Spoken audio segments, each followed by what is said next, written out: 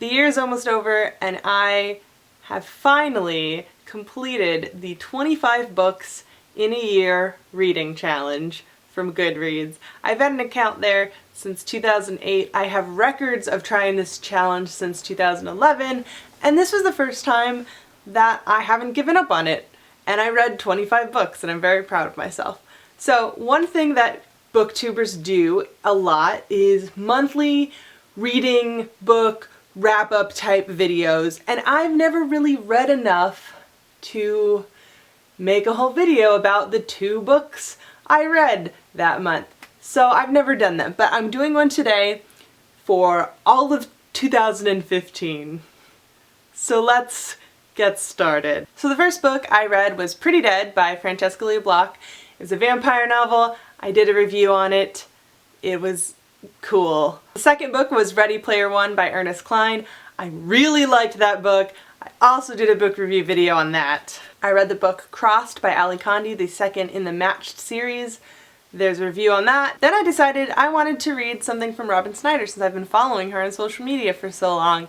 And I decided to go in order for some reason and pick her very first novel. And I found it. It's The Social Climber's Guide to High School. I feel like if I read this book when I was in high school, it would have made me extremely mad and I would have hated the main character, or I guess author character, so much. But now reading it was just really amusing. Then I read Hitchhiker's Guide to the Galaxy by Douglas Adams, and that was actually an audiobook that me and Jim listened to on a road trip from California to Maryland, which happened in May and June, which shows you how much I read at the beginning of the year.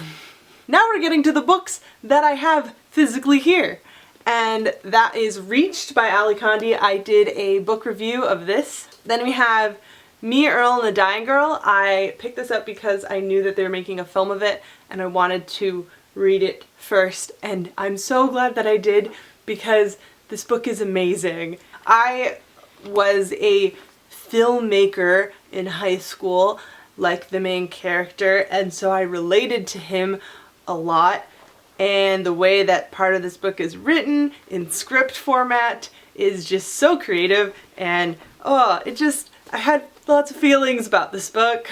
I love books about teenage filmmakers because that's what I was. Then we have The Selection, The Elite, and The One, all by Kara Cass. And this series was interesting. Not my favorite, but it was cool. It had a kind of future past feel to it. I liked all the social justice in a futuristic world elements to it, kind of Katniss in that sense, but you know, all the girls vying for the attention of a man on a reality show. I'd maybe recommend the series to someone who isn't super familiar with the dystopian YA thing, but wants something that kind of eases them into it. Next is My Faith in Frankie by Mike Carey, Sunny Liu, and Mark Hempel, and it is a short little graphic novel about a girl who has her own personal god, who's been with her since she was a little kid, and is kind of like her guardian angel in a way, and there's also stuff with like demons and different heavens and hells. It's interesting. I say read it if you like Neil Gaiman but want something even a little more whimsical. Speaking of Neil Gaiman, I read Smoke and Mirrors, Short Fictions and Illusions by Neil Gaiman. It's a bunch of short stories that he wrote for one reason or another, and they're all compiled in this book, and they're all amazing, sometimes very frightening stories that he's written. And I know he has more short story books out there that I haven't read yet. This one I just happened to find, and yeah, it's a lot of spookiness in this one.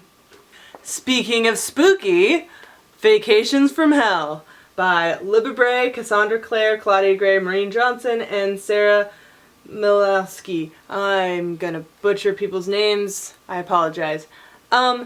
This one I think was recommended to me by someone in the Nerdfighter community because a lot of these writers our booktubey nerdfighter reconnected. It's a compilation of short stories, and they're all spooky, scary, you know, fantasy things.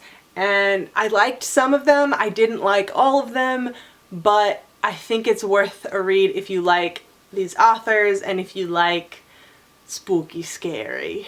We're just on a spooky scary kick because this right here is Nothing Forgotten, a collection of short stories by Ryan Andrews. We're on a short story spooky kick.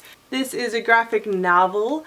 The author, Ryan Andrews, actually let Jim use some of his artwork in the past for band flyers for long holidays, and so because of that, Jim donated to, I think, a Kickstarter he did to publish this book, and he got this book, and it's really cool. I think it's awesome. I don't know if you can buy it in stores. It is on Goodreads, like I found it there, so, but just look for Ryan Andrews if you're interested. Again, spooky, scary stuff, but it's good. Time for a change of pace.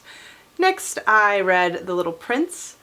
I'm not going to try and pronounce the author's name. This is a reread for me and one of my favorites.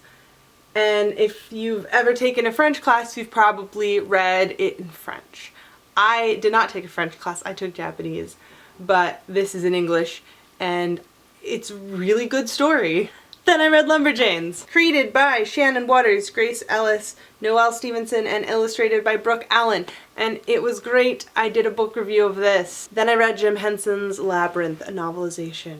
It is my favorite film, and when I was reading this book, I definitely was watching the film in my brain memory, and anytime a line was slightly off or something was slightly different, I noticed it. Because I've seen that movie so many times. I think what I found so cool about it, besides all the cool behind the scenes stuff in the back and the art of the goblins, because that's probably like the coolest part, is like names of chapters and the things that they did change slightly, or it was cool. Then I read White Cat by Holly Black, the first in the Curse Workers trilogy, and I picked this book up just by a recommendation of the author. And oh my goodness, I really liked this book. It wasn't anything like I was expecting. Crime and mystery and magic. Then I read The Queen of the Tierling and The Invasion of the Tierling by Erica Johansson, and I did a review of these and love them with all of my everything. And back to comics, we have Catalog of Regret, a hand-picked assortment of amazing superpowers comics by West City and Tony Wilson. I went to college with those guys, and they're as weird as these comics are. Oh, and so great. This is Jim's. It has a fish, and him as a cartoon dude, and in mine, they drew a lot of cats, but that's not here right now. Then I read the first in the Warriors series, Into the Wild, and I listened to this on audiobook while I was writing my novel in November. I wrote a novel about cats as well, so it was kind of an inspiration. It just makes me happy because it's about cats, just being cats. Then I read the second Lumberjanes book, Friendship to the Max, and it was just as good, if not better, than the first. Some fan theories of mine had been confirmed. I knew it. And it's just brilliant. It's great. I love it. Yes, please get into the series so you can geek out with me.